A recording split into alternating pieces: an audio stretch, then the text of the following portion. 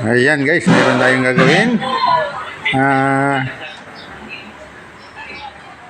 Ano tayo, gagawin nating rechargeable yung ating bagong multi-tester.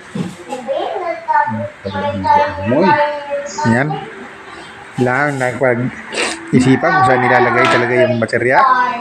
Kasi hindi naman ito kasya doon sa lagayan ng baterya niya. Hanapan natin na ang lagayan.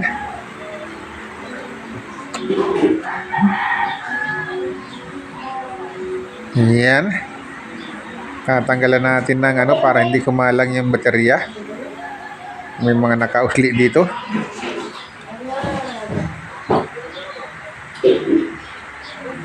Ayan na.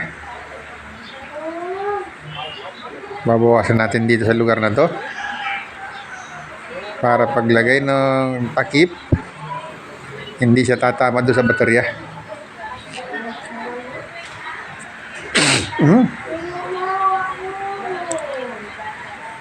Medyo nakakapungot.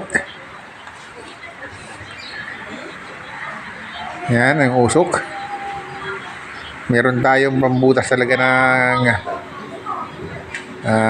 para dito yung soldering gun natin. Hindi natin nagagawin sa paghinang yan. Pang plastic lang talaga yan. Soldering natin ay bago at wireless, pwedeng wireless, pwedeng nakasaksak.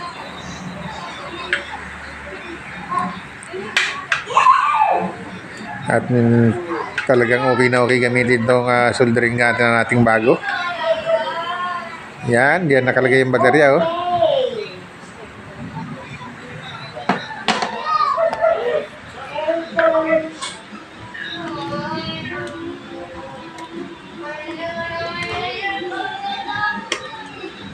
Yung medyo buwasan natin para hindi natama yung baterya.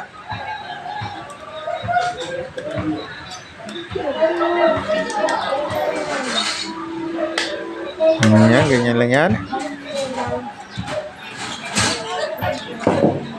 Medyo dahan-dahan lang ang ukit para hindi ma-damage yung cover.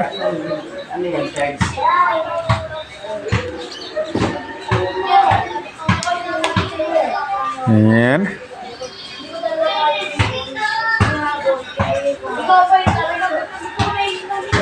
Okay.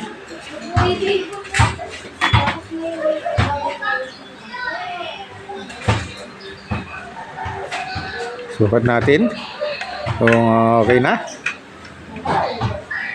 Ayan, at medyo malapit-lapit na. Ayan. At may BMS din yan para hindi nag-overcharge.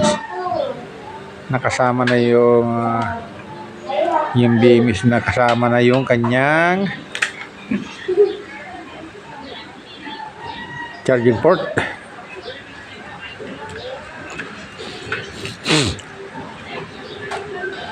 At may switch din na on and off ang BMS na to.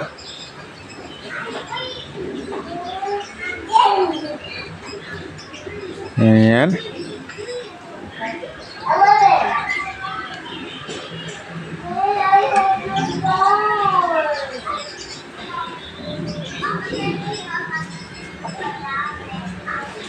Ano lang yun? Pastoran mo sa makitangipin mo? Ha? Ayan. Namilit ako. Sakit yun. Kahit naman dito, namimilito. Okay. Bakit pala ako nasa kitangipin, hindi ako namimilito? Ay, hingin ko nga lang naramdaman yung ganong kalapit ng ngipin eh. Sa buong buhay ko eh. Pinakakitin ng ngipin, pero ngayon ko lang. Yun ha? Yan at kinakayasan mo natin para okay na okay. Uric. Sobrang sakit. Kailangan na Uric. hindi naman nasasakal yung battery. Hindi pa ako nakain ng puso kayo gano'n na.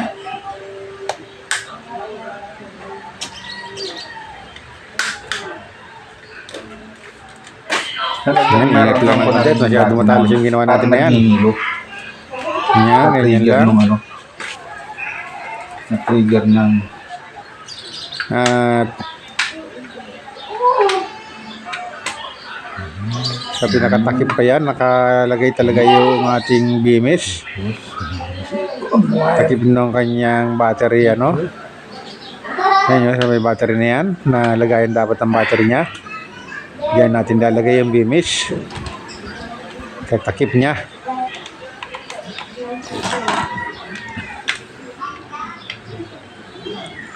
Yan.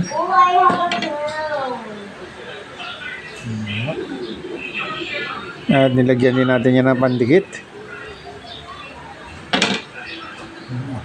Yan yung ating panghinang na bagong bago at napakagandang gamitin.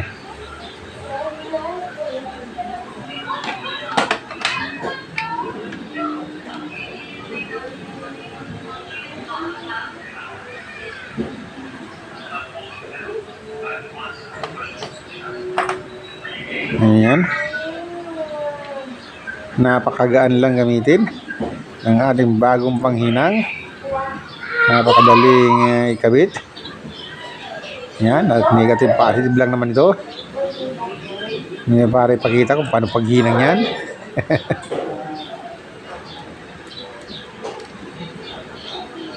Negative to negative, positive to positive lang yan. Ayan.